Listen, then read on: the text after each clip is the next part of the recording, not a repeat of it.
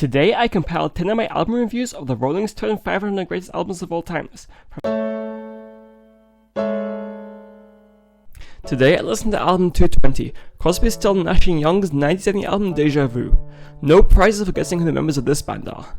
As members of the Hollies, the Byrds and Buffalo Springfield respectively, all 4 members of CSNY were instrumental in the development of folk and country rock in the 60s. Now combined, they continue the counterculture with hits like the rockish Almost Cut My Hair, which popularized the concept of the freak flag, and their cover of Joni Mitchell's Woodstock. Mitchell's really the unspoken 5th member of the group on this record. She lived with Graham Nash at the time and sort of inspired the writing of the homely anthem Our House, but I guess Crosby, Stills, Nash, Young and Mitchell wouldn't have fit on the sleeve. You might point out that Mitchell didn't perform any songs on Deja Vu, but then again, Young only performed about half the record. In any case, the key to CSNY is their singing in close harmony, and when they do it's almost heavenly, but I somehow feel that this album is less than the sum of its parts.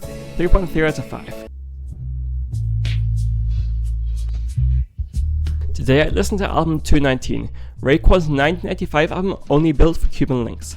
I've reviewed a couple of Wu-Tang solo albums so far, but Raekwon's debut album might be the most ambitious. It's almost feature-length at 70 minutes, and features all the other Wu-Tang Clan members as well as Nas, who recently released the acclaimed record Illmatic. It reminds me quite a lot of Liquid Swords, but Bubble Tape has a less oppressive and looser instrumental atmosphere which I prefer. I can't really follow the plot of either album, but I do prefer the beats on Only Built for Cuban Links. I don't know if that's controversial. Overall, this record is still completely outside my wheelhouse, so my analysis can't go too deep. I do wonder if this record, given its cinematic stylings, could be benefited by turning into a visual albums, something a bit like Daft Punk's Interstellar 5555 or Beyonce's Lemonade. Just an idea. 2.9 out of 5. Today I listened to album 218, TLC's 1994 album Crazy Sexy Cool. It's well established now that I'm not a fan of contemporary R&B.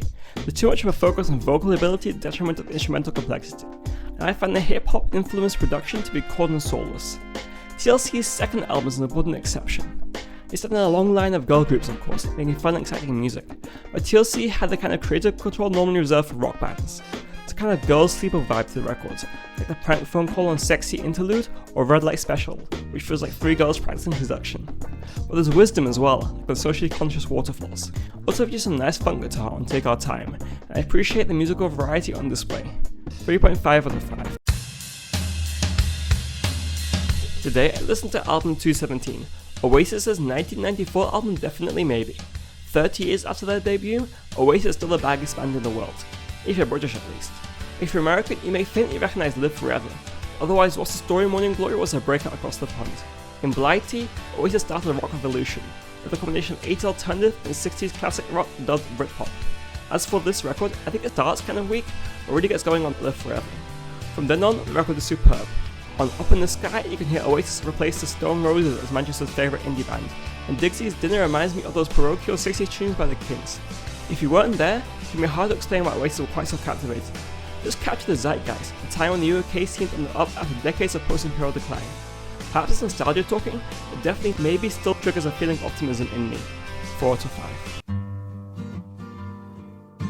Today I listened to album 216, Elliott Smith's 1997 album Either Or. For music listeners in a post-Nirvana world, there are 2 paths. You can either follow the sound of Nirvana and start listening to Foo Fighters and Creed, or you can follow the spirit of Kurt Cobain and start listening to a drug-addicted, depressed loner. For people in that second group, Elliott Smith with everything. Smith doesn't sound much like Nirvana. Either Or was indie folk rock, reminding at least a little bit of Belle and Sebastian and Bon Iver. Personally, Smith was inspired more by the Beatles, but more like the White Album than Hard Day's Night. I guess that's enough of a guide on whether you would like Either Or. 3.2 out of 5. Today I listened to album 215, the Grateful Dead's 1970 album American Beauty. I wasn't a huge fan of the last Grateful Dead album I reviewed, and my opinion hasn't changed for the sequel.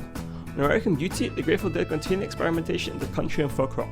There are songs about girls called Magnolia and Anne-Marie, and traveling across the land. There are subversive elements as well. Truckin' may seem like a typical trucker country song, but it's about the band being involved in a drug bust. Musically, however, there's little to write home about. It's so soft it barely counts as rock, and Jerry Garcia and Coe's voices are so sweet that they disappear into instrumental melange. The record starts strongly enough, with tracks like Friend of the Dead and Sugar Magnolia. After that, I basically fall asleep until Trucker.